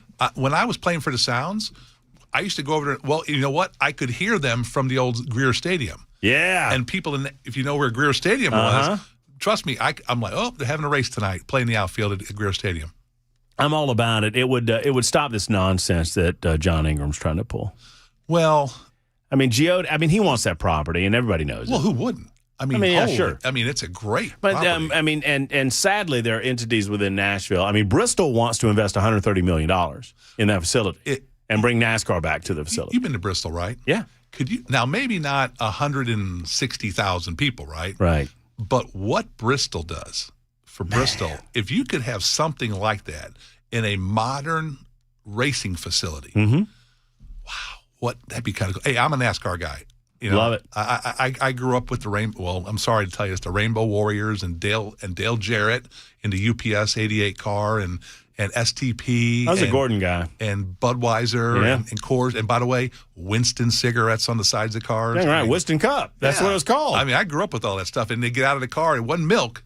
It was drinking a beer and, like, what is it, Dale Waltrip doing the Icky Shuffle and spiking his helmet. I think Mike's on the line. You wanted to talk about 1660, Mike? Yes, I just wanted to make sure he was behind it. I heard he is, so I'm all good. Hey, brother, we're all behind it around here, and we're going to make sure it gets passed, okay? Yeah, used to hear him from my house in Green Hills. Love it. Love it. All right, man. Thanks, brother. All right, you take care. All right, anything else we need to know? Well, it'll be a bigger report next week, but I may be preempted, I hear, on Thursday. Thursday, we're out at, and I was going to talk to you about this, and we'll talk about it. Maybe I'll come and be a pinch hitter. I'll be a pinch hitter. I would love for you to come out at the fairgrounds. I mean, we're going to be out there at the fairgrounds for the boat show. When I played, sometimes I had a day off. Sometimes I had to be a pinch hitter ready to go at a moment's notice. So maybe I'll stop by. I'll be on my way home anyway. Well, and we might adjust time a little bit because if we have the chance to get this guest, we want this guest. Good. Because we need to. We don't get him very often. Maybe but, I'll have questions for him I'd or love, her. Well, yeah, who knows? I'd Maybe love I'll have that some too. questions. Love that too. Thank you for everything. You got it. There's Representative Scott Sapicki. We'll get your calls momentarily right after this. It's 48 after the hour on Super Talk.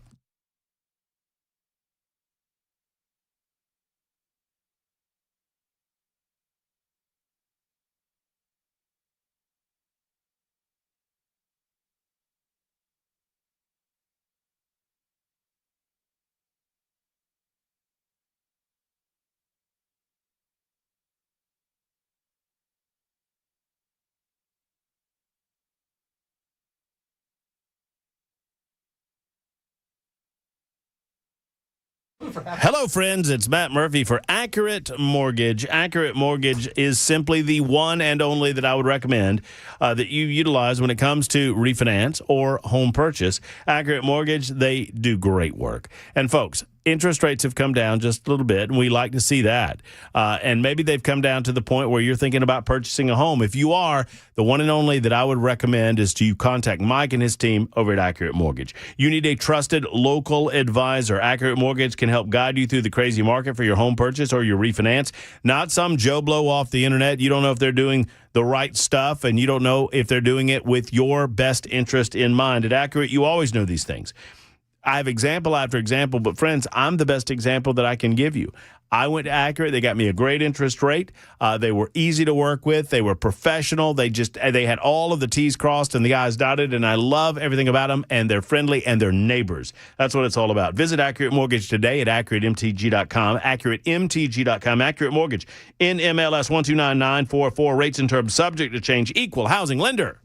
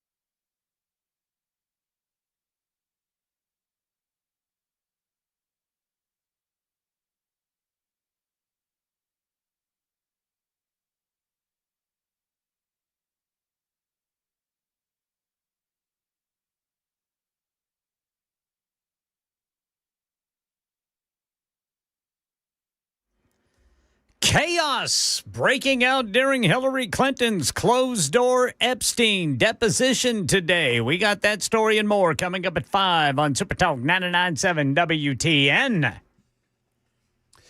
You know, it's kind of funny. Hillary Rodham Clinton is currently fielding questions from reporters regarding her testimony before the Epstein inquiry today. You know, it was her choice that go behind closed doors. I believe that's right. I believe that the investigation could have been publicly engaged in, but they chose to do it privately in Chappaqua, New York. And now Hillary Clinton is speaking before assembled reporters with regard to that conversation. The big one comes tomorrow when Bill Clinton, former President Bill Clinton, will be questioned on his own regarding his knowledge of Epstein and exactly what he knew and when he knew it. We're very, very interested in that testimony. 615-737-9986. I think we got MC back. MC, you there? I'm here. You're there. How are you? I'm doing well. I'm glad you called back. Well, thank you, Mr. Murphy, for taking my call. And I won't comment on Hillary or Bill because they're too easy to hit. I want to talk about Miss Teresa Broyles Applin. Okay. Is that okay? Yeah. Well, do you remember when Chevy Chase used to do the Francisco Franco is Still Dead? Yeah, vaguely, sure. Okay.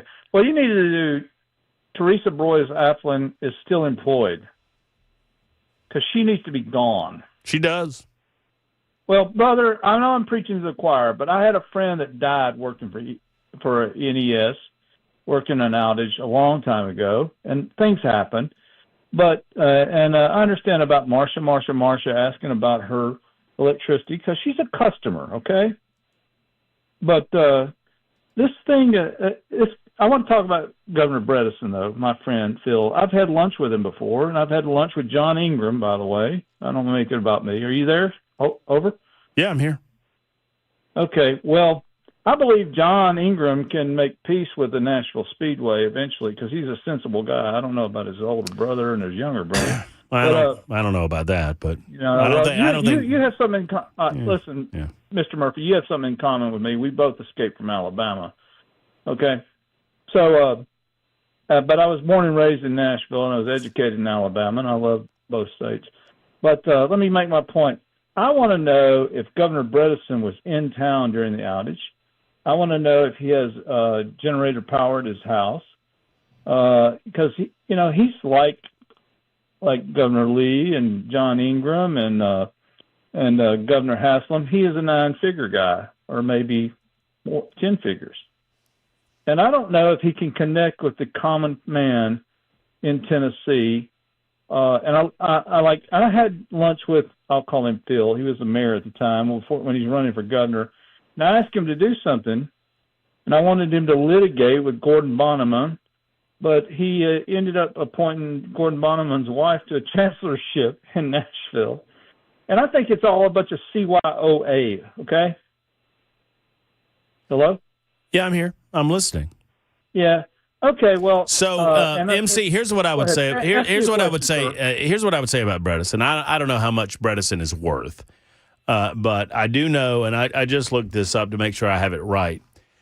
He co-founded Silicon Ranch, right? A green energy company that does business, and this is coming from the Tennessee Star. They did some reporting on this.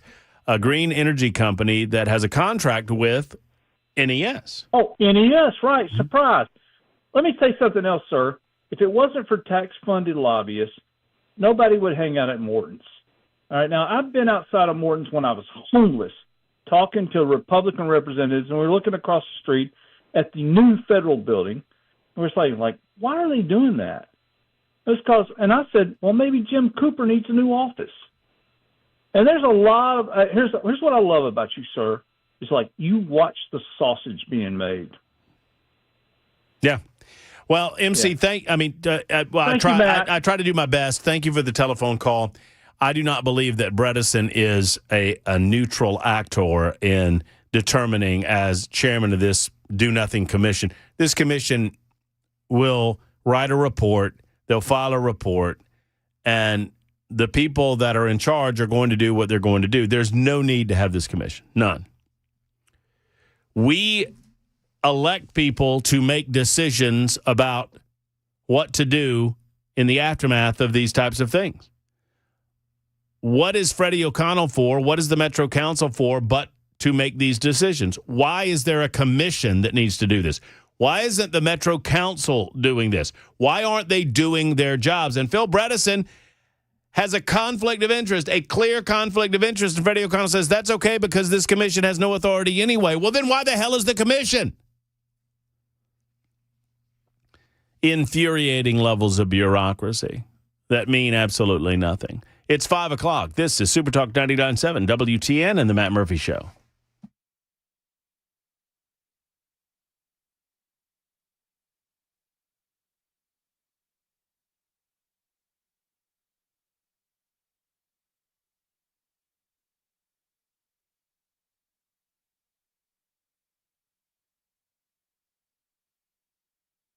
Five o'clock on the dot. I'm Ken Weaver with your top stories. Got the full forecast and traffic in 5 minutes. Chaos broke out during Hillary Clinton's closed-door Epstein deposition today. Rachel Scott reporting Clinton's legal team immediately moved to halt the proceedings, noticing that a picture had been taken of the former Secretary of State, which is against the rules in closed congressional testimony. A photo from Congresswoman Lauren Boebert was shared to a conservative influencer who then posted that photo on social media. Again, this advisor said that this was a violation of the chamber and the House rules that was laid out in the beginning of the deposition. And so the deposition moved off the record, and so that lawmakers and Clinton could discuss the rules and everything going forward before resuming, and then Democrats picking up eventually with the questioning inside. Oversight Committee Chair James Comer was asked about claims from a Democratic member that dozens of pages about an Epstein survivor who accused President Trump of sexual assault were withheld. We don't know the answer to that. We know what the administration says. We're still looking to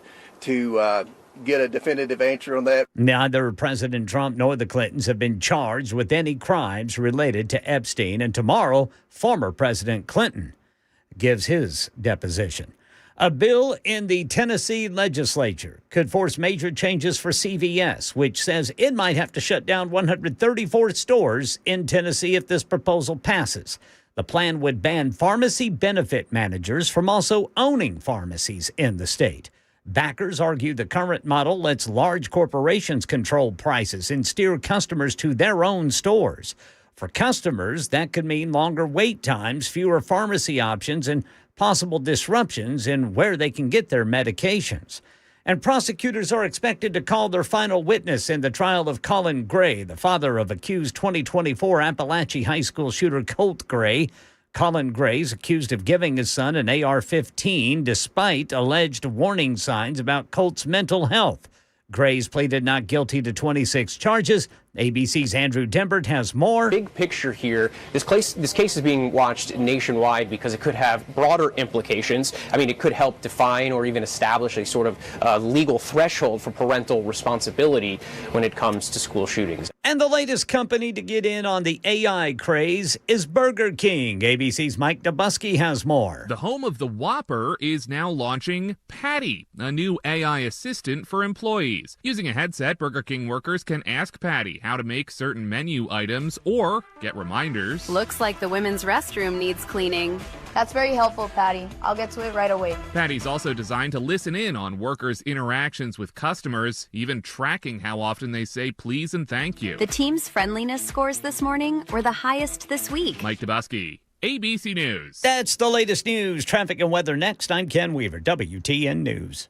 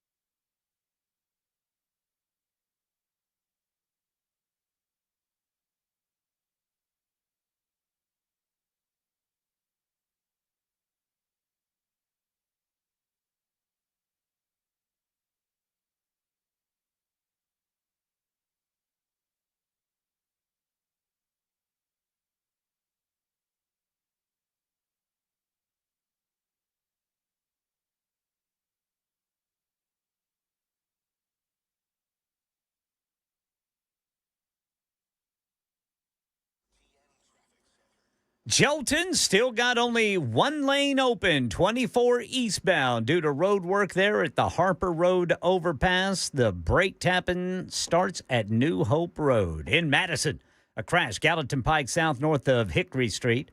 Belmont area, an accident, right shoulder, 65 southbound before Wedgwood Avenue. Also, Whites Creek now. We've got a crash, partially blocking the off-ramp, Briley Parkway westbound to Clarksville Pike. I'm Ken Weaver.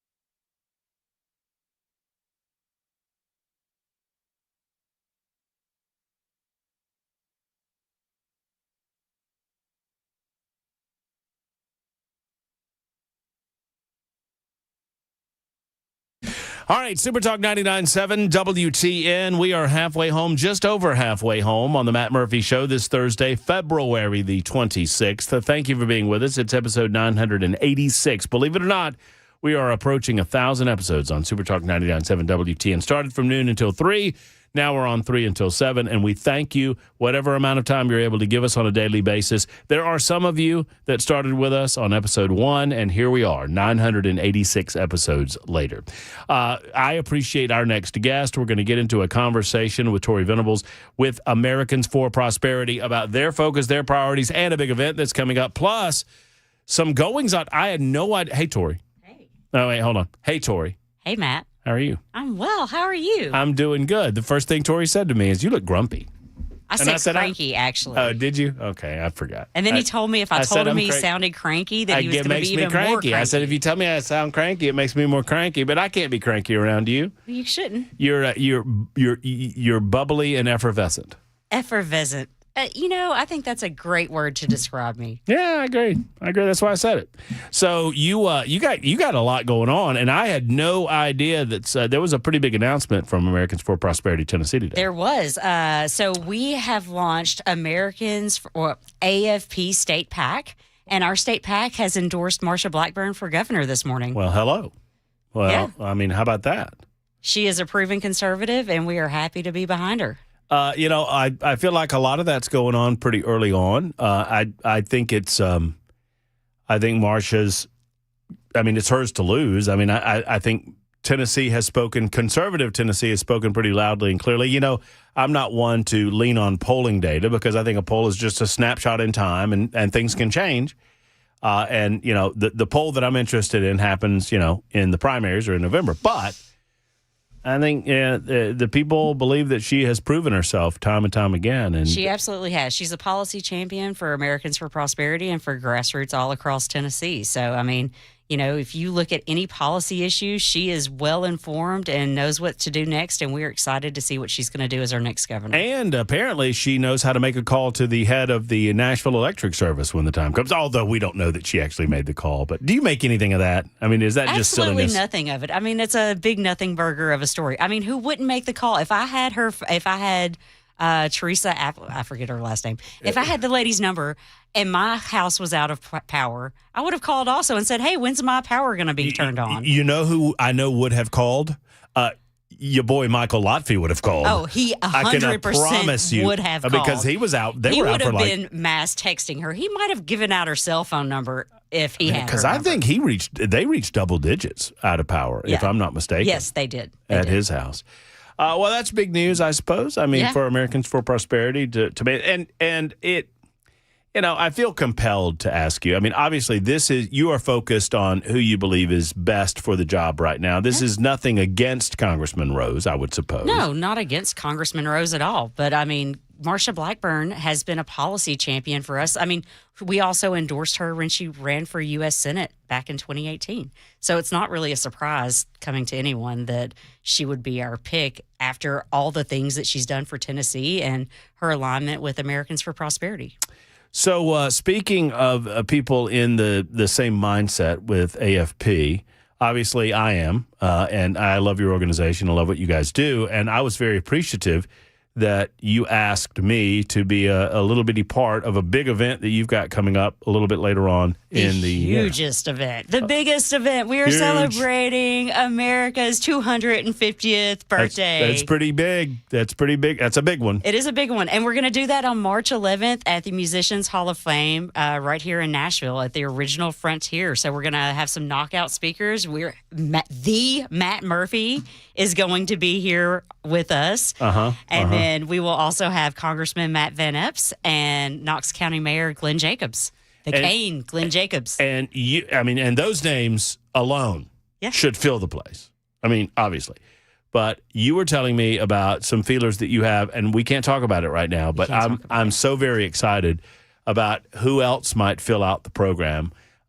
It's going to be great. It's going to be fabulous. There's going to be a celebration. And here's the best part. It's free. It is free. It is free. And to top it off, because we're a grassroots organization and we're right where this event is right across from the legislative complex, we're having a mini day on the Hill. So any of our volunteers that want to join us for a day on the Hill that day, they can reach out to Pamela Furr, our fabulous grassroots director here in Middle Tennessee. We'll pay for their parking and they can come help us pass the Education Freedom Scholarships through the Senate, watch it pass through the Senate Senate Education Committee on March 11th at 3 p.m. that day. Oh, well. Yeah. So you can watch some stuff pass and then come over and have some food, drink, whatnot. Yeah, that sounds good. So someone just wrote me, and I will ask the question as asked by Keith, loyal listener to the Matt Murphy Show. I'll let you answer. I have an answer, but I don't want to get in front of you. Okay. We're talking about Marsha. You guys just endorsed Marsha Blackburn for governor. Would you ask Tori, I guess, is the name you're looking for there, Keith. Something she has accomplished in her political career, please. I guess he is referring to Marsha Blackburn. Well, the biggest thing that we're thanking her for right now as senator is passing the working families tax cuts, which is going to save the average Tennessee family over $2,200. So, I mean, that's a pretty big deal. And if you look at everything that's in that one big, beautiful bill that we've been talking about, whether it's the child tax credits or the tax cuts, preserving those for Tennesseans, I mean, the list just goes on and on and on. Like, I don't have all of it in front of me right now, but it was innumerable. No tax on tips, no tax on overtime, no tax on Social Security.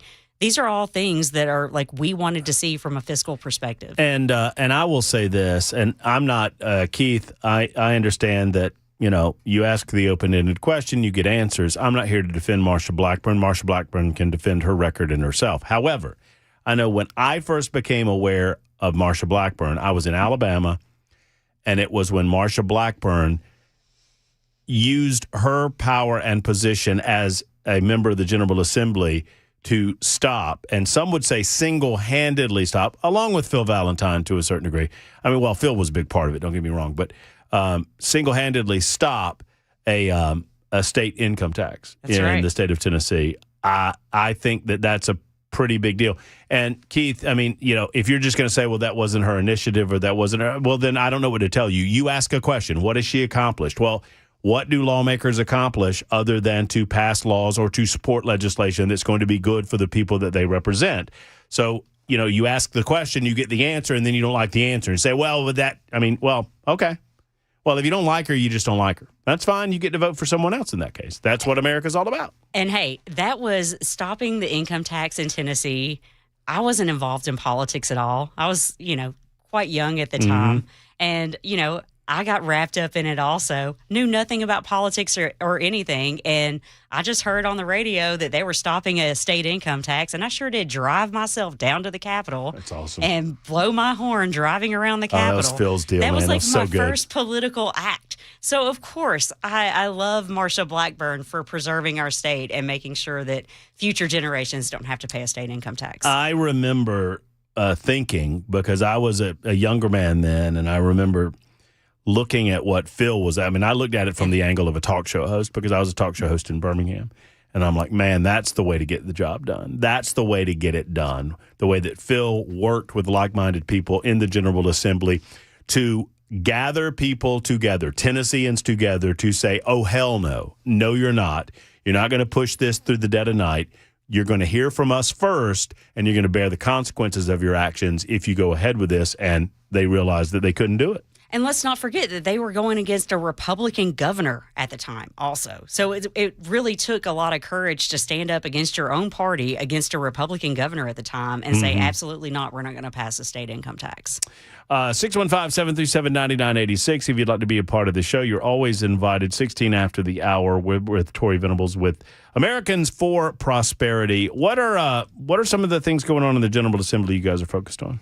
So, number one on the agenda for us is the Regulatory Freedom Act. You guys might have even heard some ads on this radio station with Senator Blackburn also endorsing that act and talking about it. Pretty simple. What it does is makes it harder for the bureaucrats to pass more burdensome regulations that are going to cost our economy money. So the legislature gets more votes on or has more oversight on that. And it makes it easier to repeal old or more burdensome regulations. So it's a pretty big deal. It shouldn't. We've got over 50 co-sponsors now, so we are in quite good shape. As soon as we have the bill moving, I think that we'll get it done. And we'll be about the 10th state in the nation to get something like that done. No, anything that brings the power back out of the Hill and back to the people. I'm all about it. And that's what you guys are all about as well. We'll talk about a few other things. I want to pick your brain on a couple of other pieces of legislation that I'm aware of. And I want to ask you, because this is kind of stuck in my craw, the DCS deal.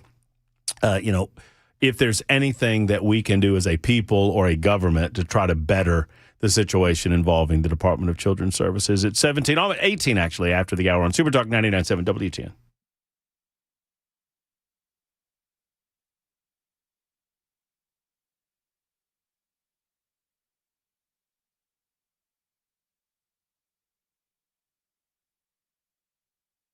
I was here to mess with it up. Hey, friends, it's Matt Murphy. Let's talk for a moment about your health insurance. Not your health insurance, your auto insurance and your home insurance. My goodness, I got my insurances mixed up.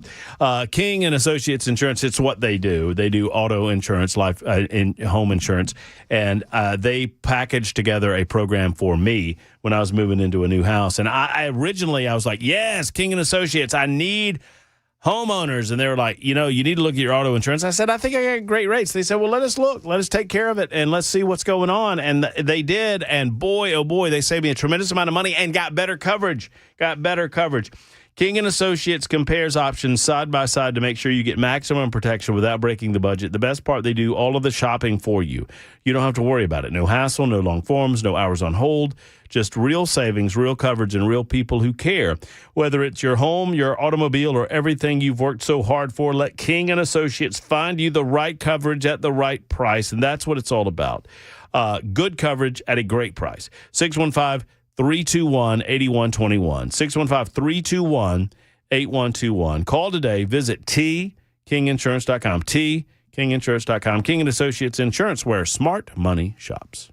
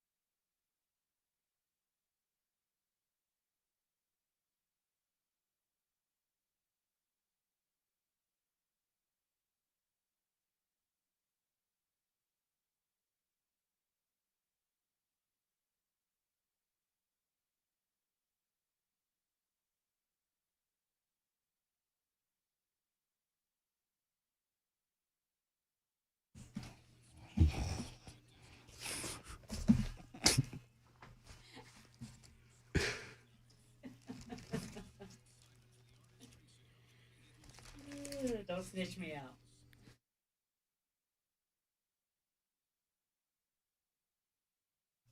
Hello, friends. Matt Murphy for Efficient Heating and Cooling. You know, I trust Jeff Eddy as long as the day is.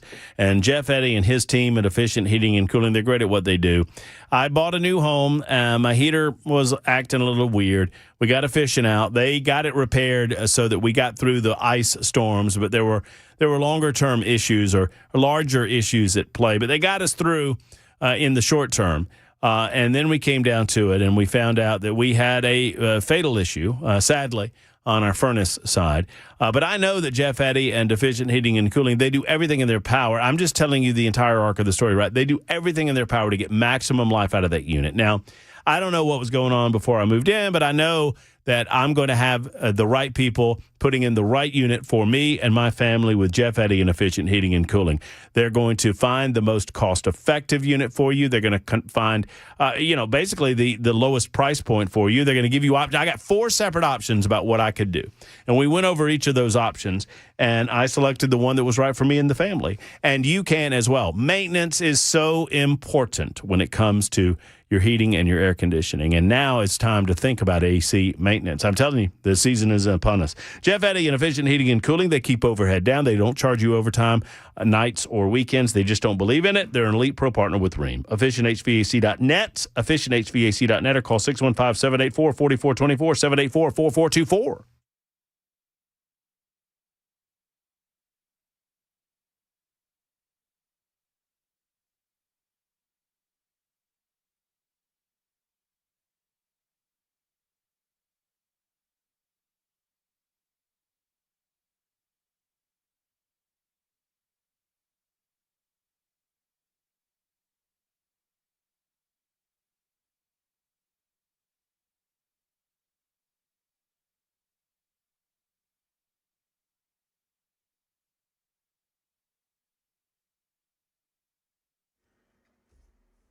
A safety warning from Metro Police regarding a new crime trend while you're filling up your tanks. Details coming up at 5:30 on Super Talk 99.7 WTN. Super Talk 99.7 WTN. Hello. 4460. That we are not renaming Murphy-Lago to the Murphy Money Pit. We're not doing that. I love my new house. Just sometimes you need to upgrade a few things. Sometimes you need to, step up your game. And my heating unit is over 10 years old, and it's time for a new one. So we're going to do that. It is Murphy-Lago now and forever. And I didn't even name the thing. Tori Venables with us with Americans for Prosperity, talking about some of the priorities that they have in the General Assembly. Do you guys support the Education Scholarship? Absolutely. We support education freedom for every child across Tennessee. That's one of the reasons we endorse Marsha Blackburn for governor. Yeah. No. So I love that that you made that announcement earlier today. Yep, with our state PAC, AFP state PAC. Right.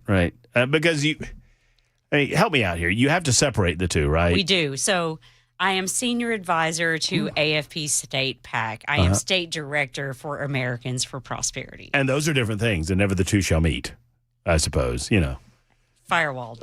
Right. I mean, because Americans for Prosperity, you're state director of an organization that doesn't do endorsements. Yeah. But this other wing is the one that's endorsing. So basically, one's issue advocacy, where we work at the legislature, we work on policy, we lobby bills, we do the grassroots side. And the other side is our political endorsements and engagements. Vote for, vote against, accountability.